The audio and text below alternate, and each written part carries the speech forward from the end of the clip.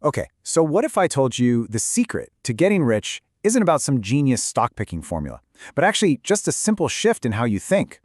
Well, today we're going to dive deep into William Green's incredible book, Richer, Wiser, Happier, to really unpack the mindset of the world's absolute best investors. All right, let's kick things off with a pretty strange question from, the man himself, Warren Buffett. He asks this: would you rather be the worst lover in the world but be known publicly as the best, or would you rather be the best lover in the world and be known publicly as the worst? I know. What on earth does that have to do with investing, right?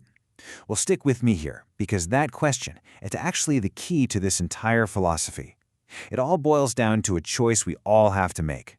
Are you living your life based on an inner scorecard or an outer one? All right, so the first big idea here is that the true masters of investing, well, they're not even playing the same game as the rest of us. See, their main focus isn't on winning, not really. It's on something way more fundamental. Seriously, let that sink in for a second. While most people are out there chasing these massive flashy profits, the greats, they're obsessed with one thing first: how not to lose money. It's a total mental flip, and it changes every single decision they make. And this really gets to the core of it. Irving Kahn said it perfectly. Investing is about preservation above all else. Because think about it, if you can just avoid those catastrophic losses, you're pretty much guaranteed to survive the inevitable market crashes. And if you just survive, well, the magic of compounding is going to do the heavy lifting for you in the long run. Okay, so the big question is, how do you actually do that? How do you avoid losing? Well, it takes a really powerful mental tool, one that was championed by Buffett's brilliant partner, the one and only Charlie Munger.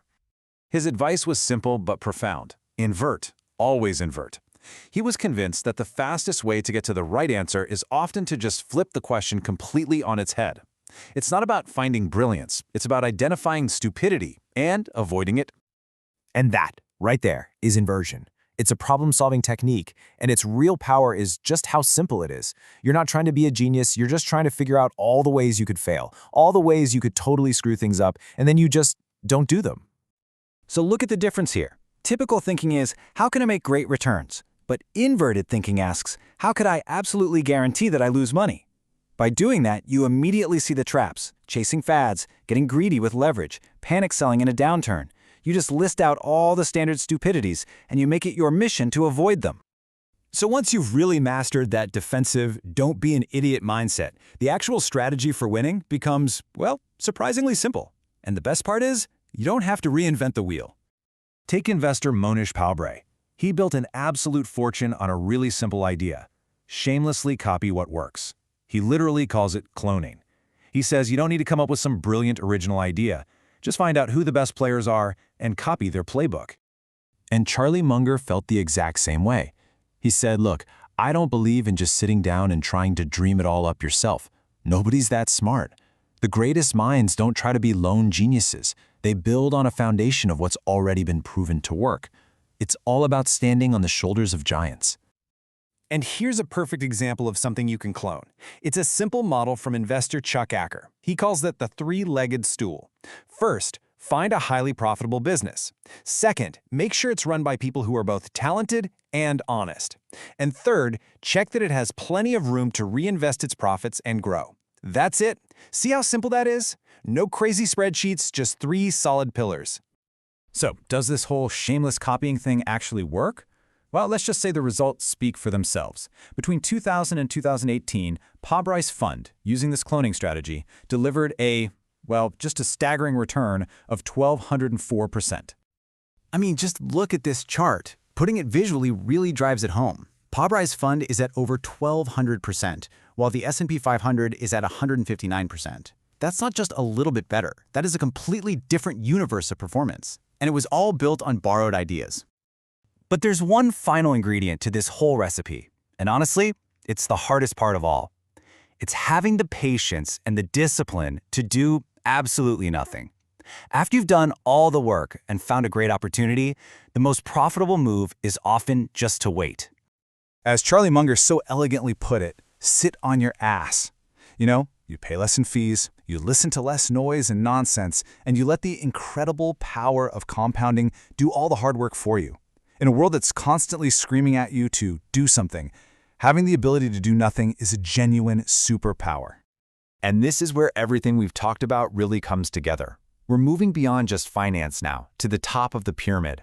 This is where these ideas teach us not just how to invest, but how to live a better life.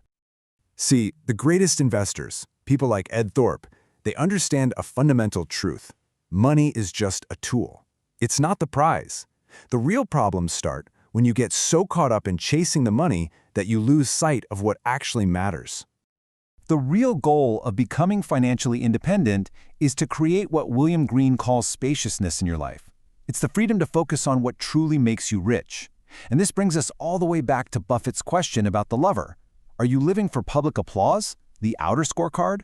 Or are you living by your own values, your own definition of success, the inner scorecard? So, what this really means for you is that these masters of investing agree that real wealth isn't just a number. It includes things like your health, strong relationships, peace of mind, kindness, integrity, and just the freedom to be yourself. These aren't just rules for your portfolio, they're a roadmap for a more resilient, meaningful life. And in the end, it really is that simple. As Buffett says, if you're even a slightly above average investor who just consistently spends less than they earn, over a lifetime you can't help but get wealthy. There's no complex secret formula. It's just about mastering a few simple, profound truths and having the discipline to stick to them day in and day out. So, we'll leave you with this final thought to chew on. Your life is compounding right now. Just like your money, your habits, your knowledge, your relationships, they are all compounding, for better or for worse. So the real question is, what are you investing in?